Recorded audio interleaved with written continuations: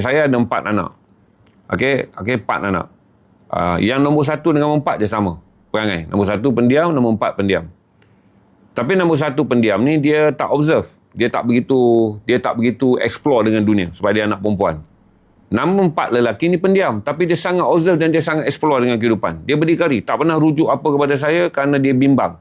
Saya mempengaruhi keputusan dia sebab saya rasa saya dah tengoklah perkembangan umur dia sekarang. Sebab dia seorang anak yang mendengar kata. Ni saya cerita kat tuan-tuan. Anak yang mendengar kata. Paling mendengar kata selain pada Ilham ni lah yang tak pernah menolak apa kata saya. Anak yang paling mendengar kata anak lelaki. Lebih patuh daripada Ilham masa kecilnya. Sampailah kepada ibunya. Menjadi dua mak ayah ni menganggap inilah anak yang terbaik. Kerana tak pernah tak patuh. Tapi sekarang kena terima satu hakikat. Bahawa dia sedang menghantar isyarat. Berhentilah bagi dia perintah. Dengan dia dah graduate, umur dia 24, boleh tak bagi dia pilihan sekejap untuk buat apa kepilihan hidup dia. Saya mula-mula heran kenapa dia jarang nak jumpa saya. Dia sayang saya sayang dia, tapi kenapa dia jarang nak jumpa saya? Sebab dia nak room, space untuk melalui kehidupan orang dewasa yang lepas daripada pengaruh ayah dia.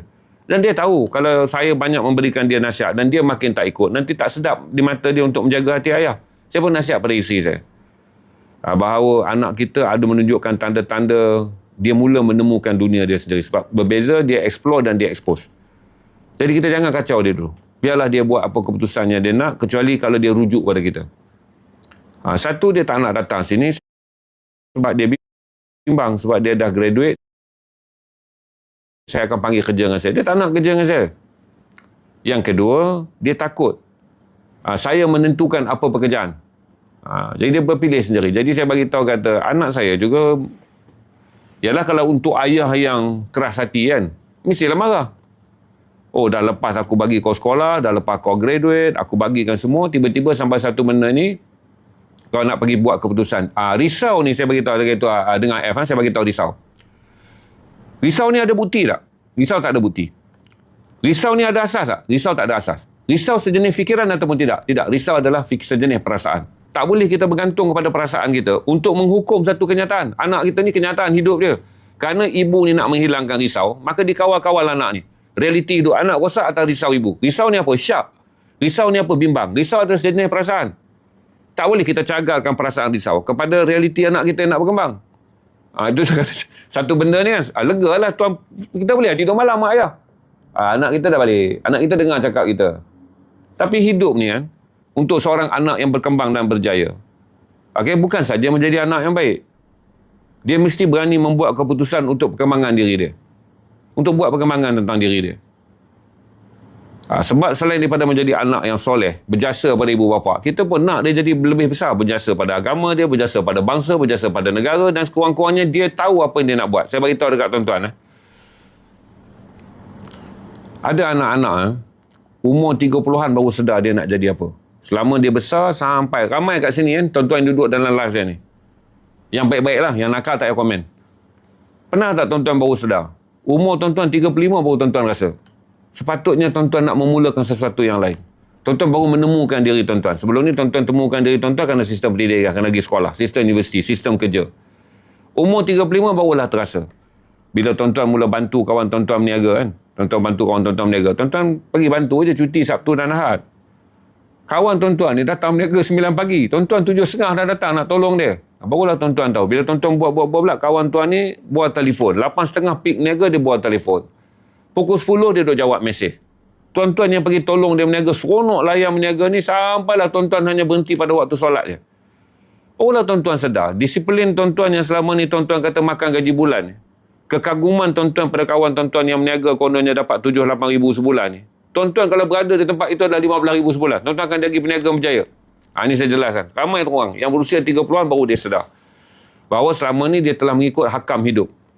Bila dia hidup hakam, aturan yang telah diatur, dia tak dapat diagnose diri dia. Siapa dia sebenarnya? Dan konflik akan berlaku bila 30-an. Bila baru tuan-tuan diagnose. Baru tuan-tuan rasa bahawa tuan-tuan hanya menjadi pekerja yang baik yang boleh patuh pada arahan bos ni 10 tahunnya. Lepas 10 tahun, tuan-tuan pun dah ada fikir. Takkan selamanya nak patuh pada keputusan yang tuan-tuan rasa tuan-tuan tak boleh macam saya. Saya boleh setia sampai saya pencen umur 52. Iaitu apa saja yang bos putuskan, kemudian saya bantah, tapi bos kata buat, saya buat. Kemudian saya jaga kerosakan-kerosakan dia untuk menutupi supaya keputusan itu menjadi baik. Itu tak ada cara saya beritahu. Tapi tak ramai orang yang akan ada 30-an barulah tuan-tuan rasa bahawa hidup ni menjengkelkan kerana banyak keputusan-keputusan yang tuan-tuan buat bertentangan. Bertentangan satu dengan cara tuan-tuan berfikir, lagi teruk kalau bertentangan dengan prinsip tuan-tuan hidup. Berarti tak mudah untuk kita urus diri kita sendiri di atas keputusan yang kita buat. Maka saya jelaskan tentang anak remaja ni, kalau mak ayah nak jadi diktator hanya kerana kita rasa kita bimbang, kita risau, anak kita patut jadi macam ni, anak kita patut jadi macam tu, kesian dekat anak kita. Sebab tu saya kata jangan buat keputusan hanyalah untuk menyenangkan hidup kita sebagai ayah. Anak bukan piala kita nak gilap supaya orang nampak selalu hebat. Sebab dia ada jiwa dia, dia ada kemahuan dia. Jadi bila saya menyedari anak saya menjarakkan diri pada saya, anak bongsu saya kan, menjarakkan diri pada saya sedar. Kerana satu adalah dia tak pandai nak minta. Boleh tak kehidupan dia ni bagi dia ruang untuk berfikir apa yang dia nak buat. 36 baru sedar kan, apa dia nak buat. Kita fahamlah dari segi bahasa tubuh dia. Jadi bila dia datang, saya pun tak pernah paksa-paksa. Cuma dia sangat menghormati saya. Sebab daripada dulu saya minta sambung master. Sebab saya kata, ayah ni daripada dulu teringin ada PhD. Ayah sangat suka pada akademik. Tapi oleh kerana masa muda ayah terpaksa menjaga anak-anak. Dan ayah menanggung mak ayah. Atuk nenek dia. Dan ayah rasa bertanggungjawab banyak pada saudara mara. Jadi ayah pilih bekerja. Jadi ayah nak Syed sambung lah. Sampai master dan dapat PhD. Dia tahu itu permintaan yang saya lahirkan dengan rasa penuh keinginan. Tapi bukan itu yang dia nak buat. Dia mula merasakan generasi sekarang. Saya ni ada cita-cita. 70-an, 80-an master PhD besar lah. Budak-budak sekarang tengok master ni macam lipstick je. PhD ni macam maskara. Hanya hiasan untuk wajah pendidikannya. Tapi tak menjamin itu adalah daya saing sebenar. Performance mereka tentang kerjaya dan performance mereka tentang IQ tak diwakili lagi oleh master dan juga PhD. Mereka pun tahu kawan-kawan mereka ada master sendu. Hanya buat dan selengkapkan. Ramai saja lecturer mereka, doktor yang mengajar mereka, budak pun rasa doktor menilai sendu. Dipanggil sebagai armchair writing. Pengalaman mendapat gelaran doktor falsafah hanyalah pengalaman kerana menulis dan menyiapkan tesis. Dan tesis pun bukan lagi cermin kehidupan. Dia hanya cermin akademik. Dia hanya cermin penemuan-penemuan kajian. Dia bukan cermin penemuan-penemuan realiti. Jadi berbeza dalam zaman kita. Albert Einstein, maskara dan juga gincu dalam kehidupan. Dia adalah intan dan brilian dalam bidang pendidikan. Jadi saya pun faham. Saya tak pernah tarik kata-kata tu sebab saya tak macam kata saya dah tak paksa apa-apa, cuma nak bagi tahu je. Dengan keadaan saya lepas. Saya pun jadi apa yang saya boleh monitor anak saya adalah dengan pesan kasih sayang. Yang selalu saya beritahu pada saya, anak saya tak pernah telefon saya, takut mengganggu saya, tak pernah mesej untuk ganggu saya. Tapi saya yang telefon. Ni anak saya besar sekalipun yang dah kahwin pun, ayah rindu. Saya masih lagi peluk anak saya. Baru sekejap ni sebelum live peluk anak saya. Untuk bagi tahu kata, kita telah kehilangan koman ke atas mereka, perintah mengarah ke atas mereka kerana mereka ada kehidupan mereka sendiri. Tapi ada satu benda yang tak boleh dirampas oleh hidup daripada kita dan juga daripada mereka, itu kasih sayang. Jadi saya hantar notifikasi dekat anak saya ni hanyalah, saya lah dulu telefon, saya hantar mesej. Kerana ada benda saya reti je beli. Minta tolong anak-anak beli kan. Kadang saya lapar, perut tak lapar pun. Nak dapatkan perhatian anak, attention seeker. Bagi tahu. Ilham, ayah lapar. Ayah nak apa, ayah nak apa. Ujung dia respon, tak apalah. Ayah rasa macam esok je lah pagi ayah pergi sarapan. Jadi, kalau kita nak bertolak pada semua kebimbangan, nak bertolak kepada semua syak, anak saya berada di mana, anak saya berada di mana, dengan siapa dia berkawan, saya rasa dia akan jadi rumit. Kerana kebimbangan, syak wasangka, kegelisahan, dia adalah penyakit berjangkit. Kalau kita datang dengan rasa syak pada anak kita pun syak. Apalah mak aku ni? Dia ingat aku ni apa? Penagih dadah ke apa? Kita datang dengan wasangka, anak kita ni apa ni? Dia tak percaya kat aku apa? Nama keretakan akan berlaku. Kerana bila kita menghantarkan satu isyarat berdasarkan syak, kita hantar isyarat berdasarkan perasaan tidak senang. Kita hantar isyarat rasa tak percaya pada anak kita. Apa refleks yang kita harap?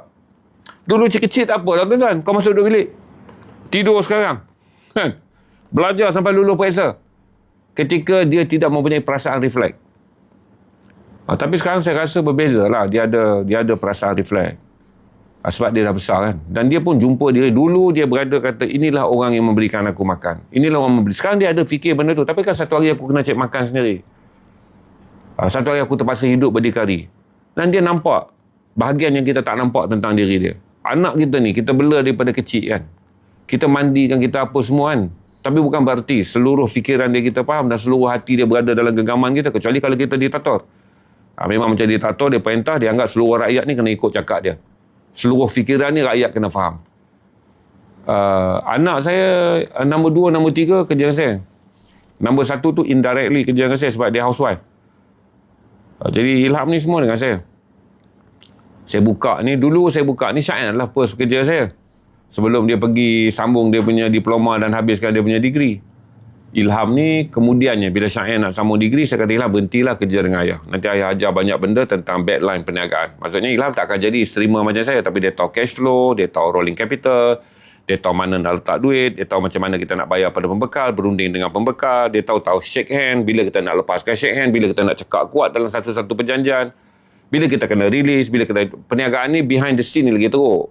Saya ni main peranan ni depan stream ni 40%. 60% lah behind the scene tu lagilah complicated perniagaan dia. Nak jaga cash flow dan segala macam. Itu skill perniagaan yang sebenar. Setakat nak menjual ni tuan-tuan, saya ni menjual je. Bolehlah menjual, ramai orang beli. Tapi menguruskan perniagaan satu hal yang lain. Juru jual dan juga ahli perniagaan dua benda berbeza.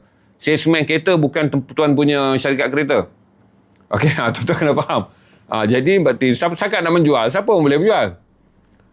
Berbual macam saya ni cari sikit-sikit jual, tapi menguruskan perniagaan adalah satu bakat yang lain. Sebab tu salesman kereta bukan tuan punya syarikat kereta. Salesman apa semua, sebab tu dia ada perkataan salesman nak cari juru jual boleh je. Siapa saja boleh menjadi juru jual. Tapi nak menguruskan perniagaan, dah jual barang, beli barang, lepas tu banyakkan orang lingkup sebab apa? Tak boleh menguruskan kewangan. Sebab dia ada kecekapan menjual, tapi dia tak ada kecekapan dipanggil perniagaan, bisnes. Jadi ramai je lah yang tuan-tuan tengok kenapa orang berniaga kemudiannya gulung tikar. Dolar ni rajin berniaga. Terkejut bila dolar ni jadi tiba-tiba perniagaan dia rosak. Kerana memang dolar berbakat sebagai seorang penjuru jual. Dolar berdisiplin. Tapi perniagaan ni 40% je tentang bagaimana nak menjadikan produk terjual. 60% ni adalah bagaimana menguruskan cash. Bagaimana menguruskan komunikasi cash. Bagaimana nak menguruskan aliran cash. Jadi saya beritahu kata anak, kalau kita jadi mak ayah yang berasaskan bimbang, dan tuan-tuan, mak ayah yang syak wasangka kepada anak tuan-tuan, tuan-tuan harap apa reflect? Kadang-kadang saya kesian, anak-anak tuan-tuan ni baik. Saya anggap kata semua anak tuan-tuan ni baik. Dan tuan-tuan pun baik. Kita ni semua ibu ayah yang baik. Tapi gelisah, bimbang, syak wasangka. Dan kemudian rasa ingin menguasai mereka. Ala benar saya, mak saya dulu menguasai saya sampai meninggal. Betul untuk zaman mak saya kerana dia dilahirkan dalam zaman ibu tu menguasai anak dia. Mak saya selalu keluarkan perkataan, hang tu anak aku sampai saya tua. Dia marah apa semua sebab dia sayangkan saya. Cuma orang dulu dia tak pandai, dia tak belajar kasih sayang ni. Cakaplah ke anak hang sayang dia, tak ada lah. Dia marah tu dia sayang, hang nak balik pukul berapa? Hantar dah orang balik pukul 2 ni apa? Orang jual dadah ya balik pukul 2, orang kerja syarikat TV balik. Dia akan, itulah cara ibu dulu sayang. Yang mana kita boleh faham lah. Kita dah pergi sekolah sikit dengan kita faham. Ini leteran ni kerana sayang, bukan kerana benci pun. Kerana kita faham. Yang lain tu dah bergaduh lagi lah sampai sekarang. Yang tuan-tuan duk masuk mengadu kecil hati dengan mak. Yang duk masuk mengadu kata bermasam muka dengan mak kan. Kerana tuan-tuan pun tak pergi sekolah untuk faham. Mak tuan-tuan, mak kita ni datang daripada satu generasi yang lain. Mereka tak pandai bercakap perkara yang terus terang. Jadi dia jadi yang sebaliknya. Jadi tuan-tuan makan hati lah. Itu naik komen kat saya kan. Tak bercakap dengan mak, makan hati dekat mak. Rasa sebenarnya saya boleh bagi tahu mak kita ni anak yang dia sayang je yang dia berani komplain. Tuan-tuan pun kawan yang tuan-tuan percaya tuan-tuan berani bercakap kasar. Kawan-kawan biasa ni yang tuan-tuan anggap 3-10 sen ni, tuan-tuan selamat kerja dia, lama tak jumpa kau kerja macam mana? Kawan 3-10 sen. Tapi kawan yang nilai harga dia tak ada tu, tuan-tuan jumpa dia, tuan-tuan duduk aja. Minum, tuan-tuan bual dengan dia dengan keadaan berhati-hati. Tuan-tuan tengok air muka dia pun tuan-tuan dah boleh faham dia. Jadi saya dah nak bagi tahu kata anak-anak ni menjadi rumit bukan kerana mereka. Kerana kita juga sebahagian daripada kerumitan tersebut. Kerana kita datang daripada tradisi pendidikan yang berasaskan orang tua kita takut, orang tua kita takut, orang tua kita takut. Orang tua kita bimbang, orang tua kita bimbang, orang tua kita bimbang. Orang tua kita takut, orang tua kita takut, orang tua kita takut. Takkanlah kita nak besarkan anak kita berdasarkan takut dan bimbang. Ini Kuala Lumpur tuan-tuan. Takkanlah maghrib saya nak suruh anak-anak saya ada di rumah semua. Kacau. Dulu kan kita duduk di kampung. Tak apalah tak kampung pun. Tuan-tuan duduk rumah teres mana-mana kan. Maghrib kena balik rumah. Sebab orang kampung ada prinsip. Kan? Syaitan yang merayap waktu maghrib. Jadi mak kita ni nak menjaga pola sosial. Supaya dia ni, kita pun baliklah saat maghrib. Anak iblis pun balik, anak malaikat pun balik. Waktu maghrib. Lepas maghrib, anak malaikat pun keluar jadi iblis, anak iblis pun keluar 2 kali iblis lah. Zaman dulu. Sebab air muka keluarga ditentukan pintu rumah dan siapa yang berada di luar rumah. Tapi lah ni tuan-tuan. Kalau tuan-tuan tinggal di bandar, maafkan yang di kampung mungkin munasabah. Tuan-tuan yang tinggal di bandarnya, tuan-tuan nak kawan macam mana? Bolehlah pesan. Tradisi tu masih ada. Maghrib duduk di rumah. Tapi kadang-kadang bila dah anak tu umur 19-20 tahun, pergi tuition, balik dia minum sekejap. Balik dia minum sekejap. Dia nak balik rumah dengan memenuhi sampai di rumah sebelum azan dan keluar di rumah selepas habis azan. Dia panggil jangan tindih maghrib. Tak mungkin lah. Semayang dalam jam, maghrib dalam jam lagi. Jadi rumit sikit. Jadi saya nasihatkan tentang anak remaja sekarang. Saya lebih suka anak tu tuan-tuan fikirlah kemudian. Sebab saya tak tahu anak tuan-tuan macam mana. Tapi saya nasihatkan tuan-tuan. Bahawa banyak nasihat yang diperlukan sekarang ni adalah kita sebagai orang tua. Perangai kita ni betul ataupun tidak. Peranan kita ni betul ataupun tidak. Dan salah satu benda yang paling susah adalah kita nak bagi sistem sokongan pada anak kita adalah dengan bagi dia kebebasan untuk buat pilihan hidup. Sebab kita selalu rasa duit kita besar, masa yang kita laburkan tu besar,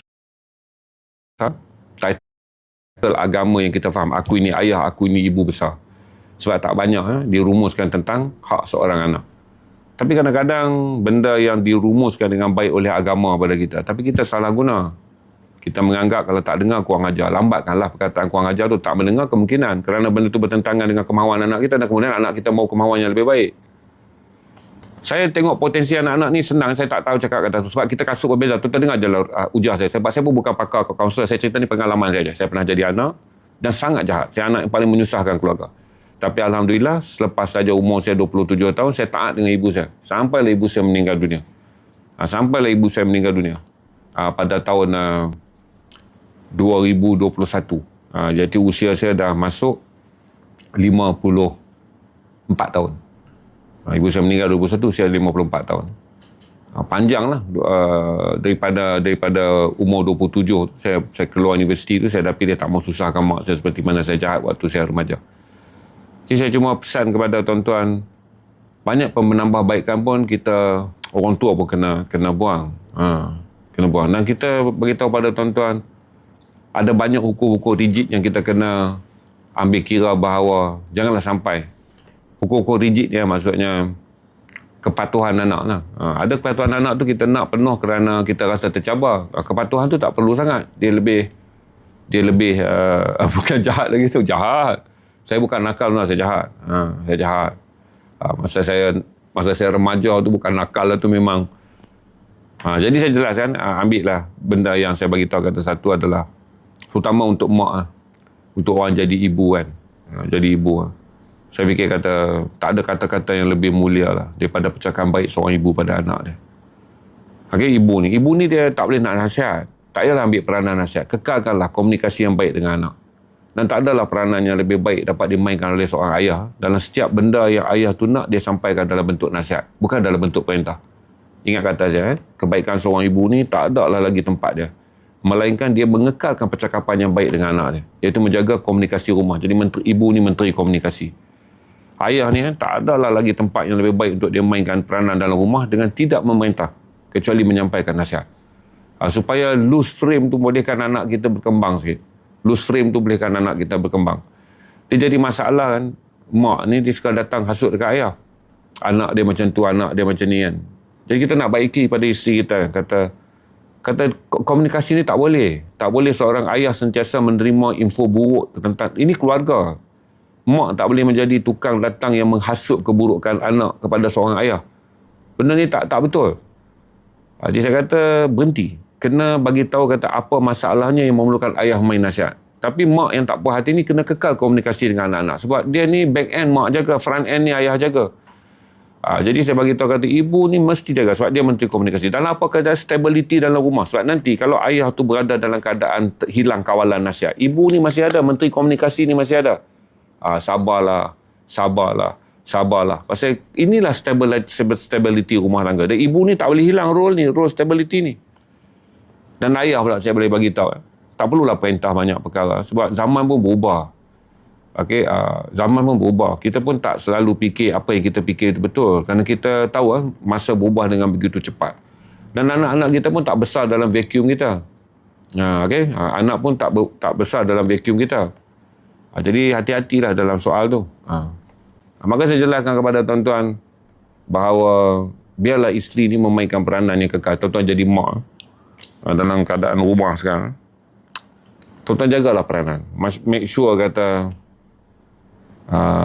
seluruh keluarga yang ada anak ni, besok tuan-tuan terima menantu ke, sumber komunikasi yang tak pernah terjejas adalah isteri, ibu.